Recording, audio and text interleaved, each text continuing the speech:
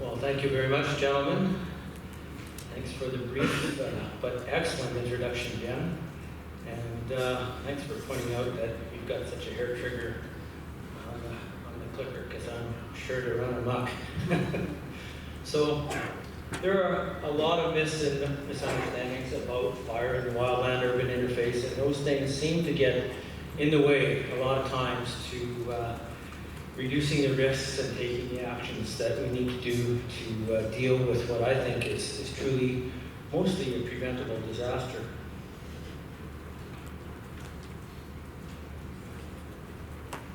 I'd like to begin by thanking the Institute for Catastrophic Loss Reduction.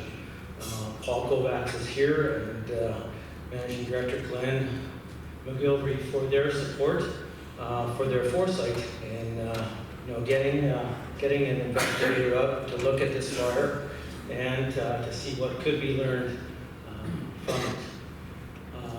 The question, the perceptive question that they asked me to deal with was, why did some homes survive with little or no damage and others did not? Of course, that leads to a lot of other questions immediately. Where did they survive? What caused them to ignite? Lots of questions. It was almost hard to limit the things that I was looking at. So I was there from May 19th to 28th. The town was essentially fully locked down, fully evacuated, mop up and dealing with surface fires throughout the entire area of the municipality of Fort McMurray, and still a few sporadic ignitions going on. So I want to make it clear that where I was studying, where my area of investigation was taking place, was on the fringes of the wildland urban interface. That zone where the wildland fire that we've heard described here was coming out of the forest and beginning to first engage structural fuels along the fringes of the urban area, and also in kind of a rural country residential area called Sapray Creek Estates.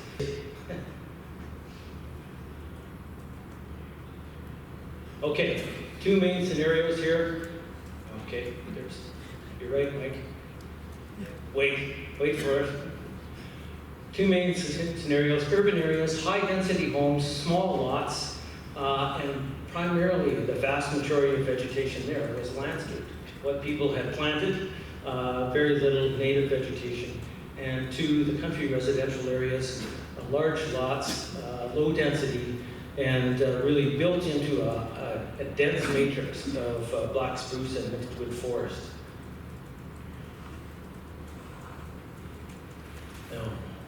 So, how to go about determining the relative vulnerability of homes, or on the other side, the resistance to fire ignition. The methodology that I used the existing home hazards assessment system that is part of the Fire Smart program, with a couple of minor modifications to make sure that we were picking up on the ignition sources and the ignition sites. Of course, the unique part of this study was that I was looking and using this system retrospectively on homes that had already burned. And that's a pretty unique application. It required some reductive skills, but surprisingly, a lot of the information, the vast majority of the information that required to fill out a hazard assessment is still available. For example, this picture here on the right, able to see there was a row of ornamental cedars or junipers planted in a flower bed full of wood chip mulch, kindling as Rick Arthur would call it, planted next to a wooden deck that was attached to the back of the home.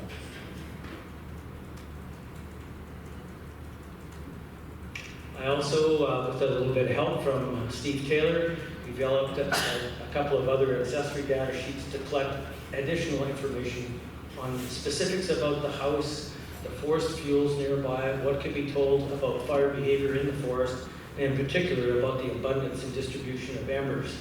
and also to make notations about some of the fire pathways that were seen around homes. The last source of information was that very thoughtful people in the municipality of Wood Buffalo, the GIS section, put together a mapping tool that showed pictures of homes, multiple views of homes before and after the fire. So I was able to confirm some of my assumptions about structure or vegetation around homes using that tool. So where exactly was I collecting information? This information was gathered in what we call the home ignition zone, which is the structure itself and 3 concentric zones from 0 to 10 meters, from 10 to 30 meters, and from 30 to 100 or so meters. Priority zones, we call them. And I was looking at information about the structure itself, the vegetation, the topography, and also ignition sites were the major categories of hazards. There are about 15 hazards. I think we're on the verge of losing our batteries. I identified 5 different study cases in that transition zone of the fire. The first one being places where there were very similar homes located side by side, where one home had burned, the other had survived. They've been exposed to very similar forces of ignition. Well, I apologize. It goes backwards. Urban neighborhoods that have been exposed to extreme heat but had not ignited. Generally, these were groups of homes that had survived, even though they've been exposed to a lot of heat and incredible numbers of embers.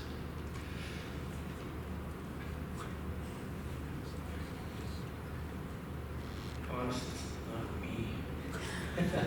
The third study case, isolated homes that had ignited and burned well within the perimeter of the city.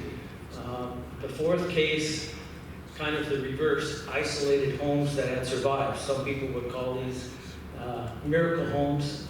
They weren't miracles, but they were another study case that provided information. And the fifth one was looking at these country residential areas, large lots, where people really controlled their entire home ignition zone, controlled their own fate there to a certain extent.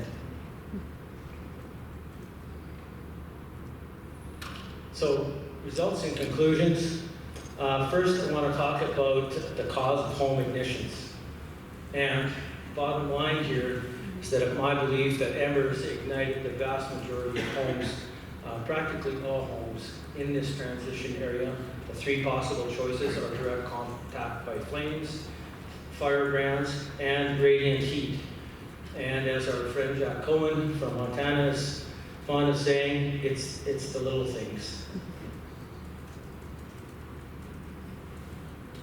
So why do I think that? Okay, within the study area, I didn't feel certain that I had actually observed a single home that had ignited from direct flame contact. And that's primarily by, we understand a lot about the nature, the speed with which fire burns out in a forest in very short span of time, and clearances and how radiate heat and flames have limited effect when there are buffers. And there were large buffers around the majority of the city in terms of non-flammable roads, sidewalks, and low fuel areas that augmented those walkways, green lawns, and things like that. So clearances by and large were adequate. I could see where there was some limited potential for radiant heat ignitions, very uncommon, and the same for, there's a couple of places where low intensity surface fire could have spread to and ignited the home, but not very many. Home survival and vulnerability. Again, the bottom line is that time and again, no matter how I looked at this, in all of the study cases, in the urban and the rural areas, that the surviving homes and their surrounding ignition zones were significantly more fire smart than the adjacent homes or other homes that were destroyed. So the adoption of fire smart practices by the owners had strongly correlated to home survival.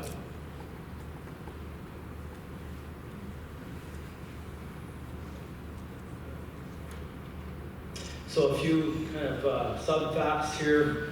When we look at all of the surviving homes in the study, 81% of those were deemed to be fire smart. That is, they rated either low or moderate, and the vast majority of those, 3/4 of them, were in that low category. Again, strong correlation.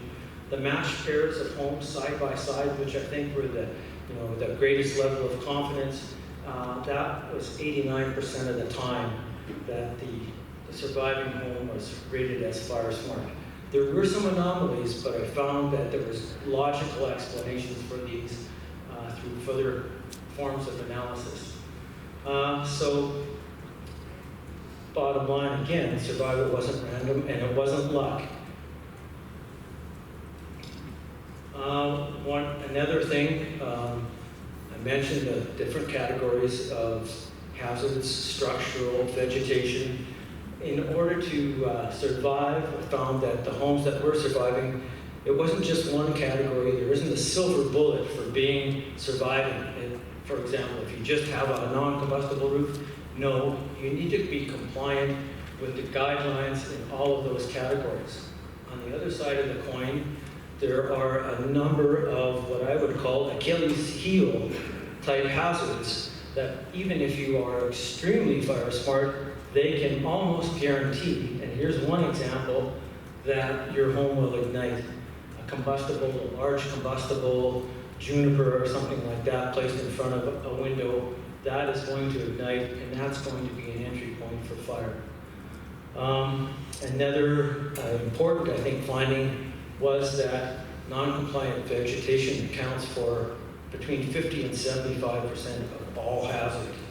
So that leaves the rest of the hazard, only about 25, a third to a quarter of it is accounted for by structural flaws or weaknesses, vulnerabilities, or other combustible things that are found around the property that could lead a home to ignite. So that's pointing very strongly at vegetation. I think that this study very strongly validated the value of the Fire Smart guidelines and that it addresses pretty well, but not completely, the full range of vulnerabilities that I saw at Fort McMurray. Also, very important that many homes were placed at risk because of hazard factors on adjacent properties. When homes are densely packed, these zones, the priority zone 1 and 2 particularly, the most important ones, do overlap. So the vegetation or something on your neighbor's property oftentimes can ignite both homes, or maybe only your neighbor's home and not yours. That is a serious problem. We're looking at the vegetation by priority zone, narrowing down. When you look at the surviving homes, very little of the total hazard was from vegetation within that priority zone 1. If you flip the side and look at the homes that were destroyed, a high proportion of the total hazard was because of vegetation that's concentrated in that first 10 meters from homes. Again, pointing out how, what a vulnerability vegetation management is. And clearly vegetation was the biggest difference between homes that survived and homes that were destroyed. So the amount of vegetation you've got, where it's located, and how it's arranged are really important. And those are things that we need to be passing on to people. Another,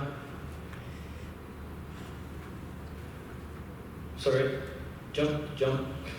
Okay, here's a concept. What might be new to many of you, but it's not new. It's been around for a decade or more.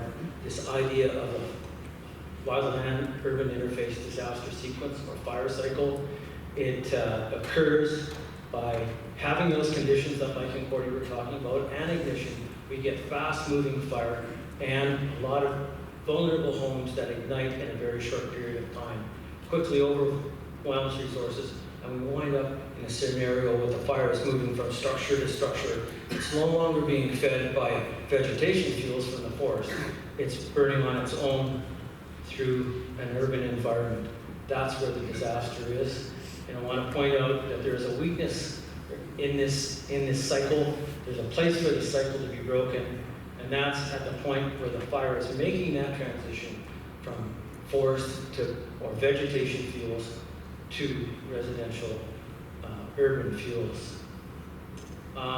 That disaster sequence, I believe it repeated itself over and over again in Fort McMurray.